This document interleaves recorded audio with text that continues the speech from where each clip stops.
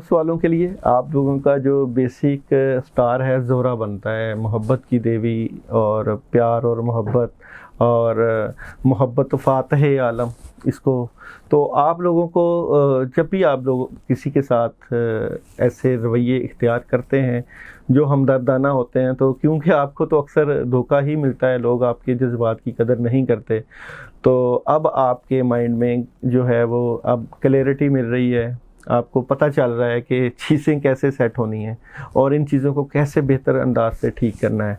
तो ये जो आपका विजन जो अब आपका तमाम मामलात में, घरेलू मामलात में, बिज़नेस के मामलात में, जॉब से रिलेटेड आपका अब विजन खुल गया है और ये विजन जो है ये आपको एक नई पोजीशन की तरफ लेके जा रहा है।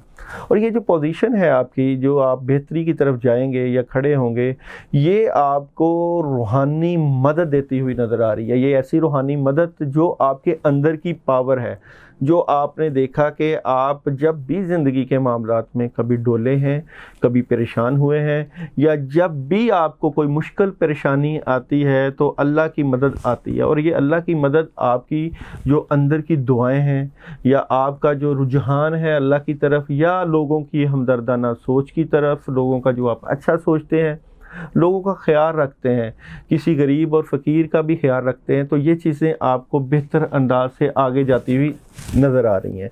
तो ये पोजीशन आपको बेहतरी की तरफ लेके जाएगी, आपको खालस मोहब्बत का एहसास होगा।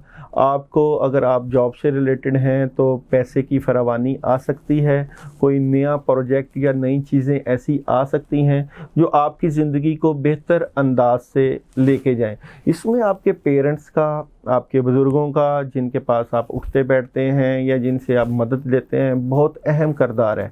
ये किरदार ये आपकी रूहानियत को, आपकी शख्सियत को चार चांद लगाता है, आपकी ज़िंदगी को आगे लेके जाता है, आपके विजन को निखारता है, आपकी सोच को निखारता है। और ये जो आपकी सोच का निखार है ये आपकी शख्सियत को आला दर्जे पे लेके जाएगा और आपके मामलात को बेहतर अंदाज में पेश करने का मौका देगा। इन हालात में आप मज़ीद अपने अखलाक को बेहतर करें, अपनी मेहनत और जद्दोजहद को जारी रखें। अगर आप बिज़नेस से रिलेटेड शोबे में हैं तो अपने शोबे को ज़्यादा से ज़्यादा वक़्त दें और अपनी सोचों को अपने कामों के दरमियान रखें। जब भी आप कोई टारगेट, कोई मकसद बनाएं अपनी ज़िंदगी का, तो अपनी सोचों को एक नुक्ते पर लाकर मेहनत करें और अल्लाह से उसका अजर और उसकी दुआ मांगें।